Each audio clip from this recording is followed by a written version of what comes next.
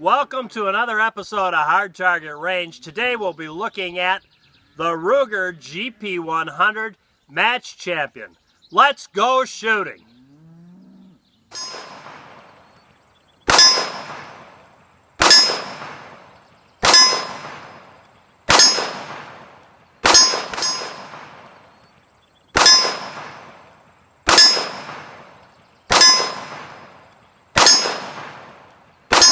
Well, here we are back in the shop, and I see Jack left me one of his concoctions. This one happens to be one of my personal favorites. It's blueberries, strawberries, juice of 1 lemon, cranberries, and distilled water. I think that's all of it. Oh, beet juice. There's beet juice in there too. So, why not? To the sunny slopes of long ago.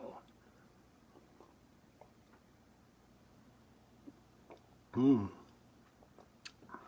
kind of chewy, but it's good. So this is what we're shooting today at those beautiful AR 500 steel hard targets from HardTarget. The Ruger Match Champion, and if you follow my channel, you know I've done some things to this. Kind of a journey to get to where I finally got with this thing. And if you have ever seen the grip on one of these things, you can see how much I've changed the grip. It's a lot thinner. The hump and thicker area up here has been removed, about 1/8 of an inch. It's been removed through this area. I've put a finger groove on this side right here for my pinky. And I think I really finally have this grip the way I want it. It feels really good in the hand. It stages very well, this gun does. And it came that way from Ruger. There was nothing I did there. It just stages beautifully. A beautiful double action only firearm this is now. And with the sight change, it really has helped. And I now have the gun where I wanted it to be for the use I was going to make of it. I want to use this around the place and carry it when I'm working with the cattle. And I'll tell you a brief story here and try not to make it too long. If you follow my channel, you've heard this story before. I had a bull that was a really nice bull. It was a polled Hereford, half polled Hereford, half Highland. And I really liked that bull. His name was Yuma. And when he got to be 4 years old, he started to get really pushy. And one day he charged me and I had to jump over the fence. And a few weeks later, he did it again, only more aggressively. And that was the end of that. I decided, yeah. Yuma was, and he was fantastic, by the way. Yeah, he became what's for dinner. We have that new bull out there. Actually, we have 2 bulls now, but the new bull that we got last year, Dozer, he's just a fantastic bull, and he's so nice and gentle. And I'm going to assume this isn't going to happen with him, but you never know. Yuma was, I raised Yuma from a little bull calf, and I really didn't think Yuma was going to go that way, so you never know. And hence the reason I want a 357 Magnum. In case that happens, there's a way to deal with it, which maybe you want to check out my Patreon account. We'll talk about it there. I can't talk about it here. But at any rate, probably said too much already. That's what I want to use it for. Somebody was asking what was the purpose of me trying to make the sights so I could shoot them so accurately. And there's a reason for that and what you do in that situation, which, again, I'm not going to talk about. So the fiber optic rods on there just don't work for me for that. And you see in the footage there, my wife shooting this gun with me, and that's the first time she ever shot it. And we're going to review this gun over on the Patreon account, Katie and I are.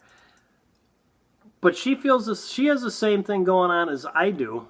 Our eyes are really quite similar, and just have a problem with that fiber optic rod. You know, it's an absolute fantastic sight if you want fast sight acquisition and you're up close and personal. But if you want to make an accurate shot from any kind of distance, yeah, I can't do it with those very well because it becomes a video game with me with the dots going around.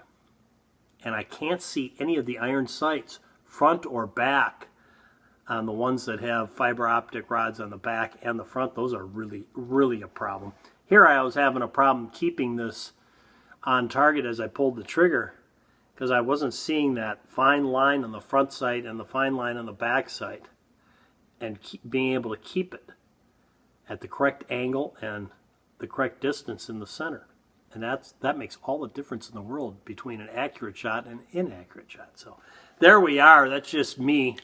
Doesn't apply to anybody else as far as I know, except for my wife apparently has the same issue. So I'll leave you with a little more footage. Thanks for tuning in this week. And if you're looking for some of those beautiful AR500 steel hard targets, yeah, check out HardTarget. There's a link below. Thanks again, guys.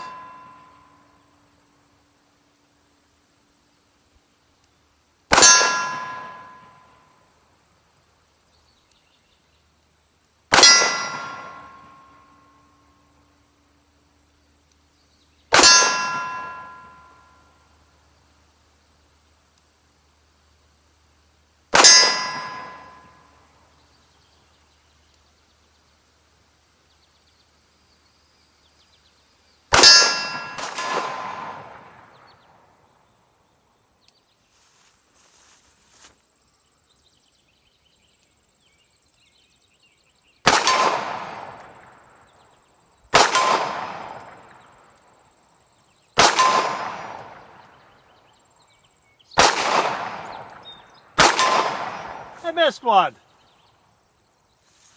I'm pretty sure that was just a special one. Jack's been working on those special bullets that don't make any noise when they hit. I'm pretty sure that was one of those. I told him to quit doing that. He keeps slipping them in as a joke. Yeah, well, that ends another episode of the Hard Target Range. And if you like shooting at steel targets and need some, check the link out down below where you can go get some of the best AR500 steel hard targets available from HardTarget. Thanks for tuning in, guys. Till next time, from Mr. Holster and Jack, go out and stay safe.